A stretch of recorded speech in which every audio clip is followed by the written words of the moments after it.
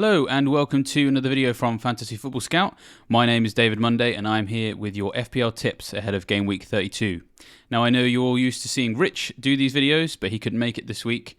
And somewhat fittingly, I'm not free to do my Sunday stream either, so we decided to do something of a swap deal, and I took over for the tips video for 1 week only. Don't worry, this isn't a Mark Chapman replaces Gary Lineker situation. Rich will be back as soon as he is able to be.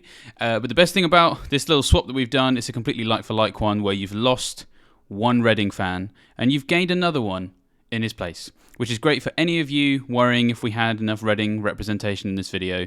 I'm sure you'll be all out there worrying in your droves about making sure that we have the Royals representation, and just so that you know, I've got my Reading shirt up there behind me. So don't worry guys, I support Reading too, you know. Somebody's got to. Anyway, so I'm here with all the tips and tricks to run through ahead of Blank Game Week 32. I'm recording this on Thursday afternoon so that it's going to be published on Friday morning, so it's worth keeping in mind that that is before the European action. But thankfully, we're not too interested in Man United players this weekend, less so than usual. And the only thing you might want to be double-checking for me is what happened in the West Ham game, as right now, as I'm recording it, I have absolutely no idea what happened in it. Although we're not going to talk about West Ham too much in this video, so hopefully we should be okay, but I'm sort of deliberately staying away from it, but that's just a nice little disclaimer. And the other limitation of me recording this when I am is that I also can't answer your questions live, as I usually do, so I can't get them in the video either. But if you get your questions in the comments after this has gone live, I'll do my best to answer them in the comments myself once it's been published on Friday morning, so yeah, throw them in there. And one last thing to remember before we get into this proper is to make sure that you hit like on this video, and subscribe to Fantasy Football Scout's YouTube channel, and smash that bell notification so hard that it rings every time there's a new video and you never miss any content. So with that out of the way, let's shoot off to the first of our talking points ahead of Game Week 32, which is Crystal Palace, who we've been talking about quite a lot on Fantasy Football Scout, on the website, on the YouTube channel. I've been a big fan of Eze for a little while now. Roy Hodgson is back and got them back to winning ways, goal-scoring ways. It's good to see. It's always nice. I've always kind of been a fan of Roy Hodgson. I know that he came under a lot of criticism when he was Liverpool manager and the England manager, but there's just something so grandfatherly about him. I mean, I'd love for him to be one of my grandparents. I just think I would really enjoy it. He's a very warm personality, so I'm always very happy to see him doing well. And it's also good for fantasy football managers too, because we've got a number of assets worth considering. So, good fixture this week for Palace in the blank game week, of course. They're going to be playing Everton, who haven't been doing too well, the sort of the opposite end of the scale. Got a new manager, but hasn't quite given them the impact they want. It's been better than Lampard, but either way, Hodgson is winning the new manager off right now. And so there's lots of interest in Palace options. But which one do we go for? A lot of us are going to be on free hits, and so we've got the opportunity to really just isolate this particular game week and be like, that's the best guy, I want him. And so we've already talked about Eze, he's been one of them.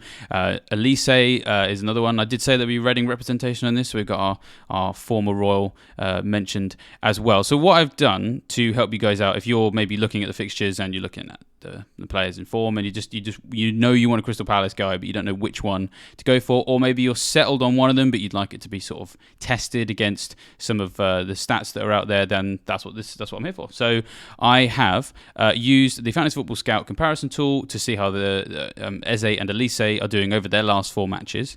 And of course, Hodgson's been in charge of for 3 of those, but I figured I'd just chuck an extra match in there for a bit of symmetry. But it just sort of just helps you just realise.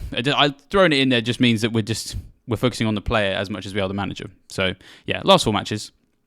And as you can see from the heat maps, there is a little bit more presence in the forward areas and the penalty area for Eze compared to Elise. So that sort of draws first blood.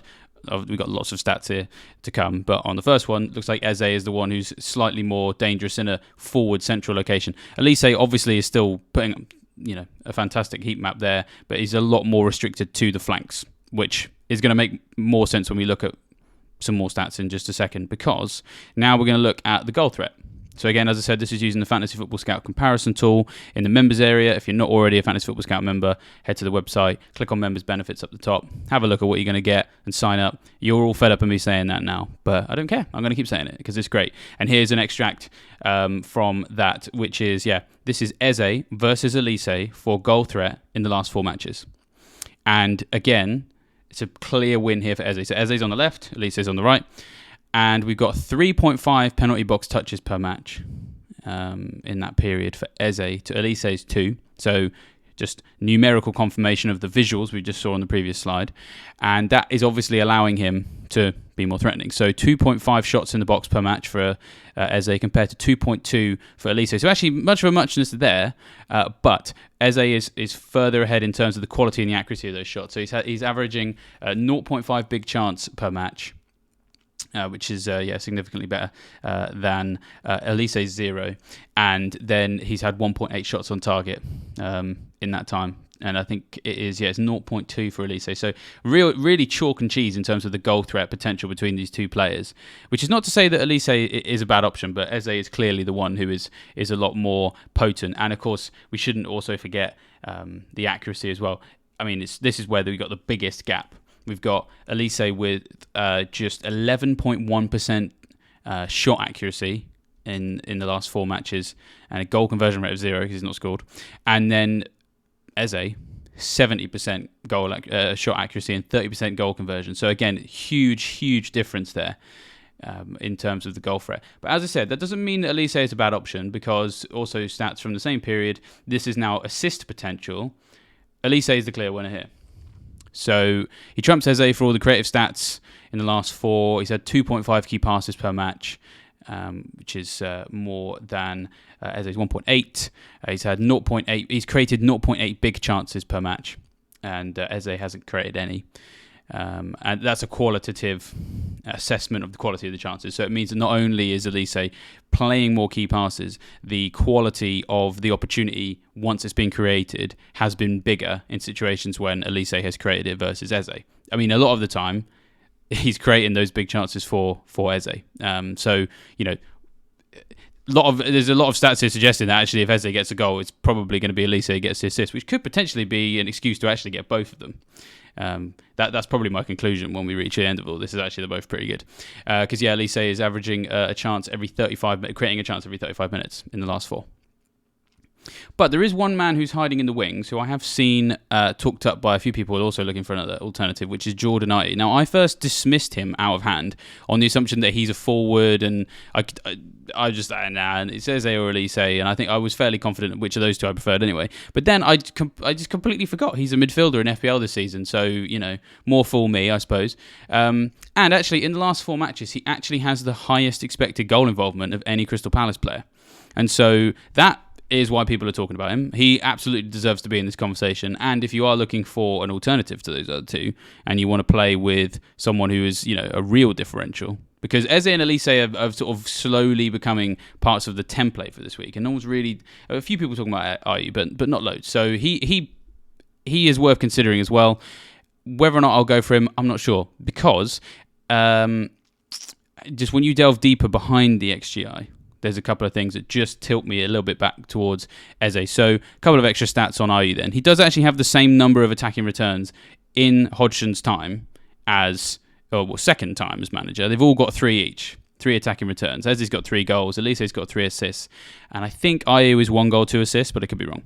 And as I said, we do have to be smart about what's leading to that. So Ayew has actually had 3 more shots in the box than Eze in the last 4, but Eze's had 2 big chances to Ayew's 1. So it means that Ayew is shooting a bit more, but when Eze shoots, his shots are of a higher quality.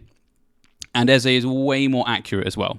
So he's had 7 shots on target, which is actually the joint 3rd best of any Premier League player in the last 4, whereas Ayew's only had 3. So there's a huge difference actually in terms of accuracy there. So whilst Ayew is...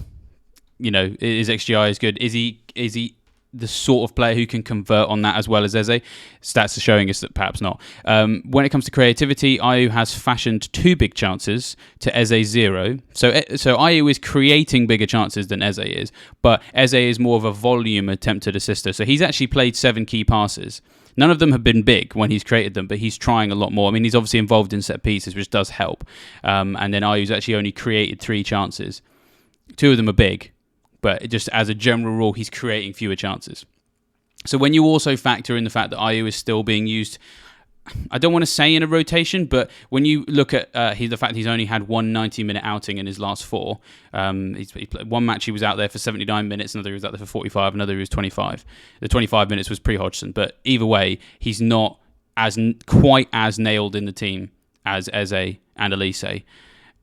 That, for me, again, it just further solidifies the idea that I think that Eze is the better option of all of these guys. There is obviously a price difference between Eze, Elise, and Ayew. So Ayew is the cheaper option. So the stats of the screenshots I've actually got on the screen are actually pre-price rises this week. Effectively, Ayew is going to save you a couple of or 0.2 million here and there, 0.3, that kind of thing. But to be honest, everybody's free hits this week. We've all got tons of cash, so you can afford to pay the extra for Eze and Elise. So that may have told you something you already knew. You may already have had Eze in your team, and you've gone, David's just talked to me for 6.5 minutes about how Eze is the best option with his full workings, like the crazy conspiracy guy. But sometimes it's just worth double checking that, especially when you're on a free hit. You can afford, I think, to maybe overanalyze is the wrong word, but you can afford to go into slightly more granular detail because you obviously have the opportunity to have as many players as well. You don't have to take any hits to just get all of the best players, and you don't have to think about a few considerations you would elsewhere. So I still think it's worth doing that. So yeah, and I do just want to point out, Elise, Ayew aren't bad options. I just think Eze is better. And if you are the sort of person who wants to have 2 of those, then why not? I don't think you should have 3 because I think Palace defence is somewhere you should be invested as well. But yeah, so that's Crystal Palace. Let's talk about Liverpool now, because Liverpool are a team where, again, we're on a free hit, and they've got a good fixture against Nottingham Forest, so we want to be tripling up on their assets. But what's the best way to do it? Is all number of different combinations. I mean, we all know that we're all going to have Salah. That's a given. We're probably all going to have Trent Alexander-Arnold as well, and I'll go into some detail about why we'll have those 2 in just a second. But what do we do with that third slot? We could have a second defender, whether that's Robertson, Van Dijk. We could have a second attacker, whether that's a Jota or a Nunez or a Gakpo. They're the options, basically. And how are we going to differentiate between those? Because there's so many factors at play. First you've got to think about how you want to spread your coverage. 2 defenders means investing in a defence that's a bit dodge. 2 attackers possibly means investing in an attack that's not actually that settled. So lots of considerations. I'm going to go through a few of them now. I would happily go into these in more detail if I could. We try and make these tips videos a little bit shorter than the usual, because especially being Friday morning and you've got a deadline later on today. So we try and make this nice and bite-sized. But I do just want to make a little plug to Mark Jobling, who has done a fantastic article on who do we have in our Liverpool triple up on our free hit for game week 32 on the Fantasy Football Scout website. If you head to the website, you will find it. And I used his article for a lot of the research here, so I have to give a big shout out to him to avoid being done for plagiarism. So with that out of the way, I'm going to do, as I said, as deep a dive as I can in a shortest period of time I can to work through the pros and cons of all of these different Liverpool options. So let's start with Salah. Got some stats on the screen then. His last seven outings have delivered 7 goals, 2 assists, and he's averaging 7.86 points per game in that time. And Nottingham Forest are especially fragile on their left-hand side, which is where Salah will meet it with Liverpool's right. In the last 4 matches, they are the worst team for conceding chances down that side of the pitch. So, as I said, Salah, locked in, sorted, job done. Next question. Well, speaking of the right flank, or Liverpool's right flank and Forest's left, that's why Alexander-Arnold is worth looking at as well. So 17 points at Leeds. And the interesting thing with him is the fact that he is now playing in this inverted fullback role in midfield. It's a little bit like Cancelo was a couple of years ago, or first started doing a couple of years ago at City, and it's helped Alexander-Arnold get forward a bit more in more central locations. And you'll see on the screen, if you're watching this on YouTube, if you're listening as a podcast, then I'll just describe it for you, that the heat map is showing considerably more touches in the middle of the pitch that look more like a central midfielder's heat map, or possibly even a number 8, because he's getting forward into that, it almost looks box to box, to be honest, and there's considerably less touches of the ball on the flank. Now, what that's done is it's helped Liverpool get a little bit more control over games, because instead of him making these overlapping runs past the winger, which had been leaving them, exposed to counter-attacks a little bit more in the past, it just gives him this versatility to contribute to attacks in a central and quite threatening area, but without, but the actual whole team system is actually geared towards mitigating counter-attacks in that area, because they switched this kind of back three, which does have a bit of an impact on Robertson, which I'm going to talk about in just a minute. Now, if you see anyone anywhere suggesting that this change for Trent is a bad thing, then they're wrong. And hopefully I'm not being too personal when I say that, because I haven't actually seen anyone who thinks that. But some of the stats, if you look at them wrong, you could think, oh, maybe his potential is not as good, because this season he was producing 8.2 crosses per match. But in his last 2 matches, that's how long he's been in this new role, it's just 4.5 per match. So as I said, on the surface, he's crossing the ball less. But that doesn't have to be a bad thing, because it would appear that the quality of those balls has actually improved, which you can see from the stats here. So again, Fantasy Football Scout comparison tool, not only can you compare one player with another, you can also compare the same player over different periods. So in the 2 screenshots that we've got, on the left-hand side is Trent Alexander-Arnold between game weeks 1 and 29, and then on the right-hand side is Trent Alexander-Arnold from game weeks 30 and 31. And what we see is that his through balls per game went up from 0.4 to 1 per game. His chances created went up from 1.8 per game to 3 per game. His big chances per game created went from 0.6 to 1.5. His assists went from 0.1 per game to 1.5, and his minutes per chance created was previously 42 minutes. Every 42 minutes he would create a chance as a right back. Now that he's in this inverted central midfield fullback role, he's creating a chance every 30 minutes. Now, that is only 2 matches. And of course, one of them was against Leeds, and they were shocking. But they're about to play Nottingham Forest, who are also terrible. And whilst he is in the middle, he is on the right-hand side of the middle. So he could also benefit from Forest being weak on that particular part. He's also doing much better for expected assists as well. So his XA across those 2 periods went from 0.2 per game to 0.7. So huge improvement from Trent. It looks like it's time again. He's had a bit of time off from being a mainstay in people's teams. I think that time is back. So yeah, those 2 players are pretty locked in. Now, everybody else is tricky. You've got 3 attackers you could go for, viable options. You've got Jota. He has now started his last 4 matches, so maybe he's a bit more nailed in this team than he was. Of course, he came back from injury. Got 16 points against Leeds, so he's worth looking at. Now, Cody Gakpo is probably the one of the 2 I would probably go for. Now, what we've got on the screen right now, as I said, it's another screenshot from Mark's fantastic article, which is his average position over the last 6 matches, I should say, which just shows that he is in a fantastic position compared to what's around him. He is one of the most forward players, or average position, most forward among Liverpool players in those last 6 matches. A lot of the time, Salah is the most advanced, slightly on the right-hand side. In a lot of instances, Gakpo is the most furthest forward in a central position. And I think that's particularly encouraging. And in terms of his stats then, he has started 5 of the last 6. He started 11 from the last 13. Salah is the only Liverpool player with a higher FPL score than him in that 13-match period. But actually, when you look at the whole season, he's actually behind only Salah and Harvey Elliott, of all people, among all Liverpool midfielders for points scored this season, despite the fact that he only made his debut in Game Week 19, having joined after the World Cup. He got double figures against Leeds. He's been prominent, as I said, in this central position for Liverpool as well. Between him and Jota, I'd probably go with him. But it's tricky. It's hard because so many other good midfield options. But if you are stocked in midfield and you maybe want a chance of forward, Darwin Nunez is not a bad option. Now, I'd only considering if we knew he was going to start. So this is kind of, we need to see what Klopp said. He's probably going to be quite coy on it, so the chances of us knowing he's going to play are quite slim. But if we, on the off chance that we do, I think he's still worth looking at. He is an exciting player. I don't want to say great player to own, because he can be a bit frustrating. He's a chaos machine. You just never know what you're going to get. Could be a hat-trick, or it could be a hat-trick of him hitting the bar. But of all players with at least 600 minutes this season, he's had the best minutes per chance statistic of 1 every 18.8 minutes.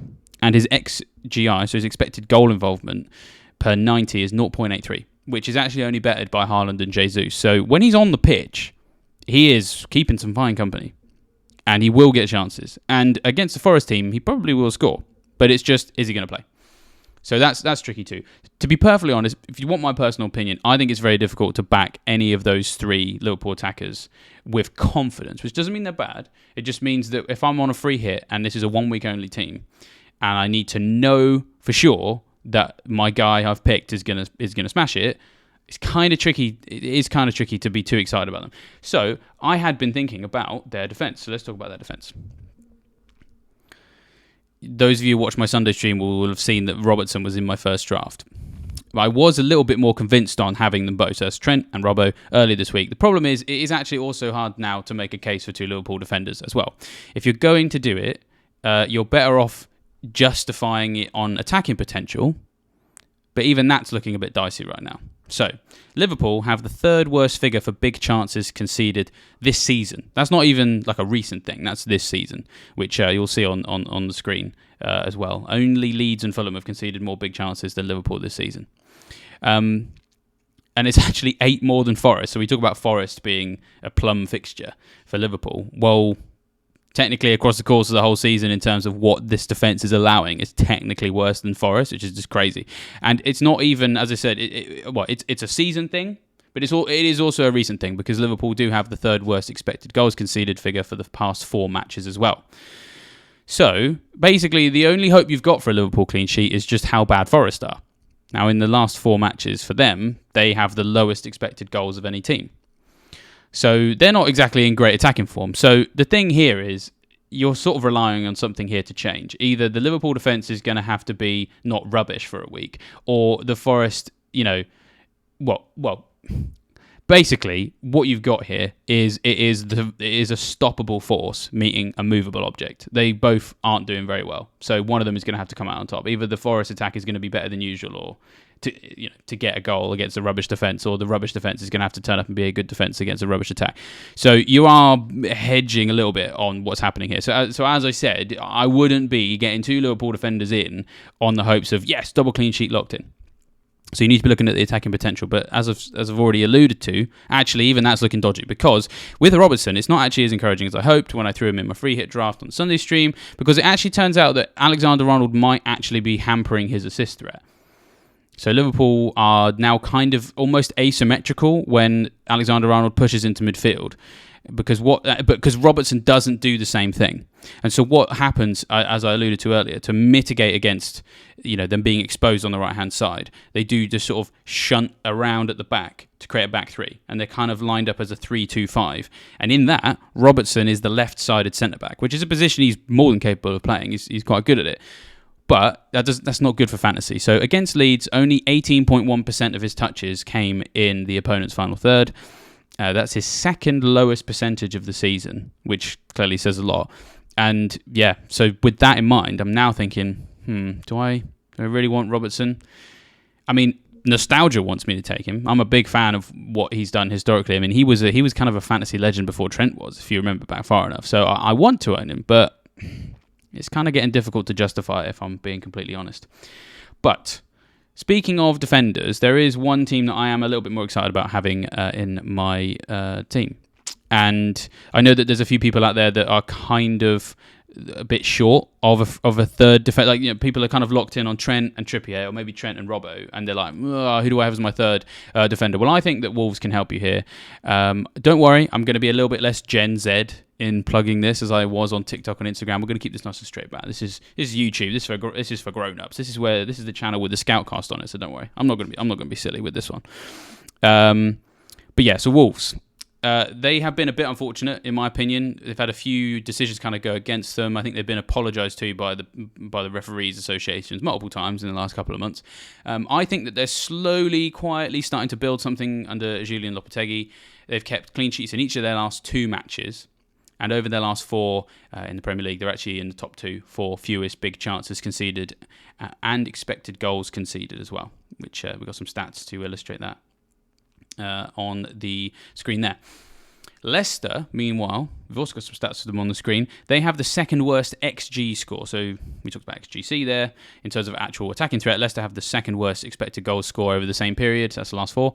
And they've failed to score in their last home match against a relatively poor Bournemouth team. Now, I appreciate that the sample size of Leicester is a bit weird because they've only just had Dean Smith appointed, but I think we can all agree that he's not exactly the most inspiring signing there. And they showed some signs against Man City, but Pep had already, whatever the opposite of rage quit is, when you go 3-0 up in before half time and then take all your best players off. I don't know what that's called. Luxury quitting, should we call it?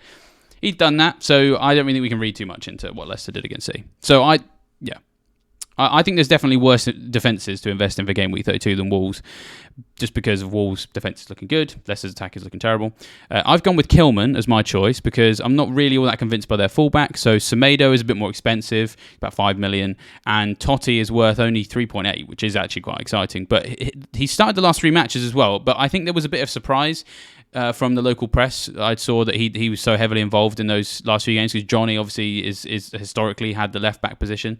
So, it just makes me kind of nervous to rely on Totti definitely starting. So Kilman is by far the most likely starter. He's effectively the club captain-elect if Neves is leaving in the summer, which looks likely. He's actually also 33 points clear of any other Wolves defender for FPL points this season. The only Wolves player in any position with more points than him is the goalkeeper. Although, again, he's a bit more expensive at 5 million, and people probably prefer Sam Johnston at Palace for their free hit. He's 4.4. And over the last 4 matches, Kilman is top amongst all Wolves players for clearances, blocks, interceptions, BPS plus, baseline bonus points. He's second for recoveries, second for pass completion. So if Wolves keep a clean sheet, which as I said is actually fairly likely, he's probably the one I'd go for because if they do it, he's probably going to get bonus points, possibly even maximum. So he's 4.4. So he's probably going to be the guy I go with as my third defender, I think. We'll see. Anything can change before a deadline, but the Wolves' defence not really being talked about as much this week, so I thought I'd give them a bit of love on this video. Now, a couple of small things to sort out before we finish. I do appreciate that if you haven't got a free hit, then this week must have been really hard for you, and I just want to apologise on behalf of all of us with a free hit and all of us in the content creation world who are doing videos about free hits. We're forgetting you guys, because if you haven't got one, you must be like, oh, for goodness, I ain't got a free hit, I can't think of all these players. It must be very annoying. So I'm just going to give a little bit of help to anyone who doesn't have one, which is just to talk through the season ticker between now and the end of the season. Because with a blank game, you presumably need to make some transfers if you haven't got the free hit. Because I imagine your team isn't set up, to have 8, 9, 10, 11 players for the blank game week. So you're going to have to make some changes. But you need to be thinking much more long term about who you're bringing in. Simply because whoever you bring in, you got to keep them because you ain't got a free hit. So the teams that are doing well on the season ticker, these are the ones that I think that, of the players we have discussed, because there is some overlap. The players that we've already talked about, there's no reason why if you haven't got a free hit, you can't sign these guys and you've got them for a longer term. So, as I said, the Fantasy Football Scout season ticker is on the screen. It's another benefit of signing up and grabbing some membership from there. Liverpool are top of the fixture ticker between now and the end of the season. This is overall, so I haven't broken it down into attack versus defence, which is another fun way you can play with it. So Liverpool are top. You've got Fulham in second. There's been a lot of talk of Pereira and Willian. So if you bring those guys in, holding them onto them, they've got a double game week as well. Worth considering. Crystal Palace, again, already waxed lyrical enough about them, but they're the third highest on the fixture list. West Ham is another team, as I said, I've deliberately avoided them because of when I'm recording this and there's a European game. But they've got some good options. And Bournemouth as well. They've also got some good fixtures. So Liverpool, Fulham, Palace, West Ham and Bournemouth are teams that have a fixture this week. They basically all have a double with the exception of Bournemouth. And if you're signing players from those teams, then you are going to find more often than not, between now and the end of the season, you're going to say, I made a good decision in signing that guy because after the blank game week, they still were proving useful.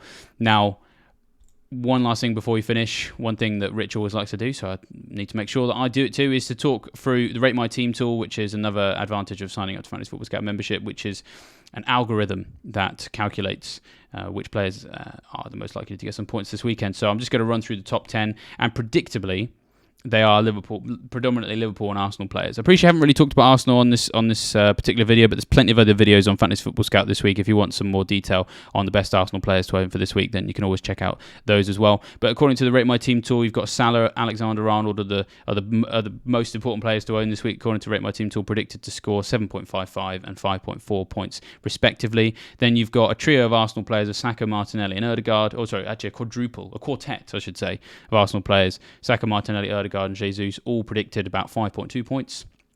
Then you got Tony, Robertson at Liverpool, Trippier at Newcastle, and Gabriel at Arsenal. Now, if you're looking at that and thinking, oh, I can't. How am I supposed to get another defender out of that? You know, you're probably going to triple up an Arsenal attack. You're probably going to have Salah and Alexander-Arnold. You maybe don't want Robertson, and you've got Trippier and Alexander. How do I get my third defender? Well, for those of you wondering that, looking at that table, I did do a sneaky tweak of the Rate My Team table, which was to just isolate it for defenders, and I've pulled out the top 20 defenders according to the Rate My Team tool for Game Week 32. Alexander-Arnold, Robertson, and Trippier are the top ones. You've got Gabriel, Van Dijk, Ben White, Tierney, Holding. So as I said, it's predominantly, dominated by these Liverpool and Arsenal players, but other players that are in the top 20 who could be useful for you. You've got Cher at Newcastle, Zuma at West Ham, Botman. We've got Ben Mee, Tyrick Mitchell, Pinnock and Henry at Brentford, Gay and Anderson at Crystal Palace, and Keane at Everton. So it's first things first, I suppose. On this is that once you get down to an Everton defender, it just kind of shows you that actually there aren't really that many great options for this particular game week. That even Michael Keane is getting that high on Rate My Team. So I think that third defender slot, there isn't going to be that much unanimous. There's not going to be much unanimity, if that's a word, in that slot. So you can probably afford to take a bit of a risk and make that third defender slot your differential if you're worried about your free hit team being too template.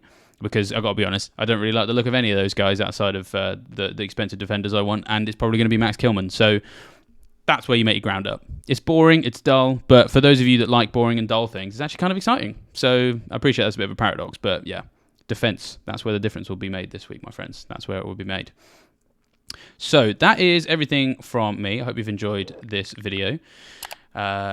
Usually, you get me on a Sunday. This week, you get me on a Friday. Either way, it's, Monday on a day of the week. So if you want to make some joke about that in the comments, please drop that in and I will do my best to join in the banter. If you have any serious questions actually about your team, then again, stick them in the comments when this video is up. I will be monitoring it on Friday morning and Friday lunchtime to give my thoughts on those. So yeah, just another quick reminder to like this video, subscribe to the channel, hit the bell notification so you don't miss anything. And I hope you all have green arrows in Game Week 32, and I will see you next time.